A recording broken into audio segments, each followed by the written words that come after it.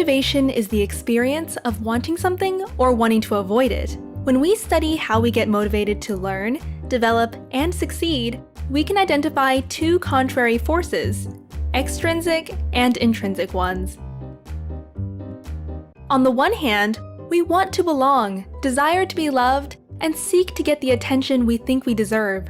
We are motivated extrinsically by rewards in order to progress socially. On the other hand, we strive to explore things that are satisfying in themselves, disregarding rewards. We are motivated intrinsically by a natural curiosity which we follow because it feels right. The opinions of others don't matter.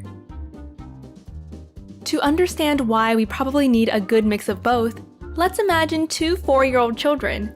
Both grow up in families that want only the best for their kids, but have completely opposing views on how to motivate them to succeed.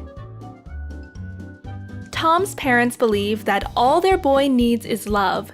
To not undermine his intrinsic interests, they never praise him or use rewards. Eventually, they decide not to give him any feedback at all, fearing it could corrupt his free mind. Over the years, Tom develops an immense capacity to imagine, spending most of his time playing by himself. By being allowed to follow his passions, he learns what he likes and what he doesn't. But Tom doesn't learn what others expect and gets easily irritated when asked to do something in a particular way. Mira's parents believe that their precious little girl needs clear rules about what's good and what's not. They see it as their duty to help Mira learn by providing precise and actionable feedback on all aspects of her young life. Mira spends her days in preschool, music, and ballet lessons. Over the years, she gets exceptionally good at the things that please the adults around her. However, since there is neither time to play nor to relax, she doesn't discover her own interests. Being alone bores her. At 14, Tom is independent and begins writing science fiction. He realizes that he isn't quite like his friends and spends most of his time at the library. When he shares his writing, others can't quite relate. At the same age, Mira is at the top of her class and has plenty of friends and admirers. She knows what is expected of her and makes sure to meet those expectations. Sometimes the pressure becomes unbearable, although that's her secret.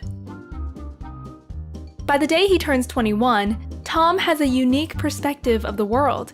He is intelligent, but doesn't like to work for money and hence is always broke.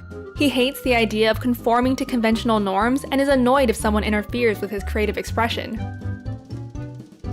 At this point, Tom knows a lot about himself, but doesn't connect well with others.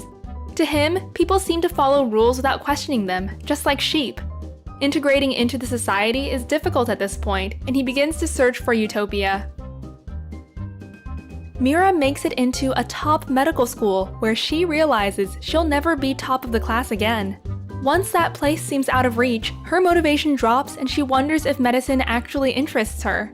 Since quitting is no option, she takes up a second major and runs for student council president. Soon, Mira will know everything about what others expect, but nothing about what she likes for herself. All her life, she has just listened, driven by external feedback loops. At this point, she's almost lost the ability to question the norms of the society she grew up in. Listening to our heart can tell us who we are, but not how to be happy among others. Listening to others can motivate us to be a part of their world, but doesn't teach us if that world is ours.